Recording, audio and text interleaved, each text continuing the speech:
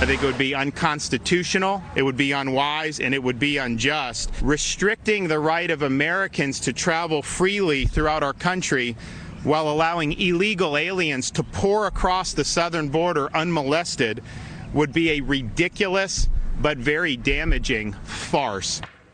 Florida Governor Ron DeSantis slams the Biden administration after a Miami Herald report suggests the White House is considering domestic travel bans to stop the surge of the UK variant of the coronavirus. Florida State Representative Daniel Perez joins me now to react. Thanks for being here. Appreciate your time. Good morning, Jillian. Thanks for having me. Good morning. Okay, let's go ahead and take a look at the numbers here of the confirmed UK COVID-19 variant cases in Florida. As you'll see, 343 right now.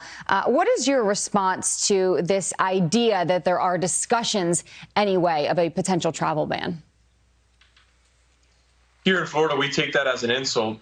We think we've been doing better than most populous states. I would say we're probably doing the best in the entire country when it comes to dealing with COVID-19.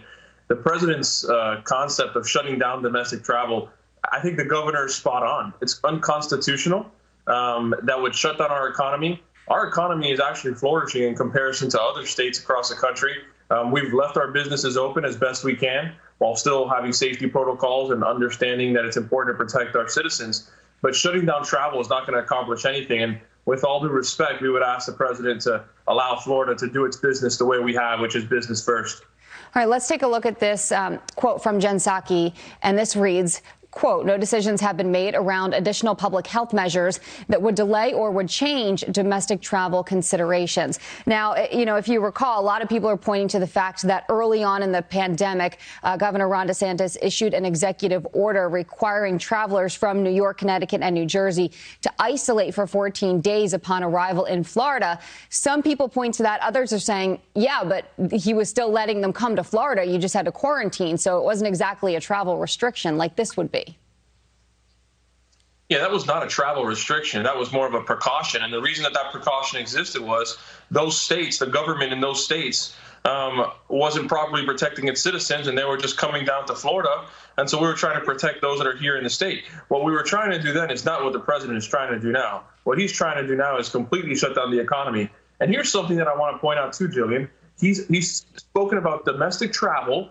He's spoken about shutting down certain people from coming to the country, and then he just adds the state of Florida. I think it's actually somewhat picking on Florida. It's very isolated that he's putting the state of Florida in there, and I'm not sure exactly why he's doing that. I wish someone would ask the press secretary why he's specifically pointing out Florida, because I'd say actually the complete opposite. Well, Florida's been handling this virus better than most. I think I would be remiss, though, if I didn't point out the fact that, yes, I mean, Florida has been open, and a lot of people have been pointing to Florida as examples on how to do certain things throughout this pandemic.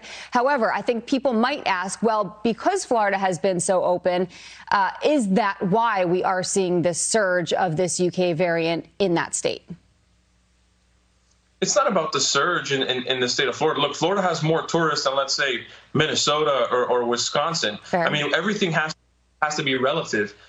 We understand that tourism is at the top of our list when it comes to the reasons our economy flourishes, and I would say that's probably the reason that we have more cases than Wisconsin. But that's just not a good comparison. I would say look at the overall cases as one of the most populous states in this country, and then let's have that conversation. And then on the other hand, you have the president allowing illegal immigrants, undocumented individuals enter into this country, which, look, I'll give you the argument that, yes, they are humans and they need to be treated with respect. But let me ask you this, Jillian, and here's what I would love to ask the president. Why aren't we screening these individuals on the border and testing them for COVID-19 if they were to come to this country legally and visit our country on a daily basis? Instead, we're doing temperature checks. Yeah. But now we want to say we want to shut down travel to one of our own states? Yeah.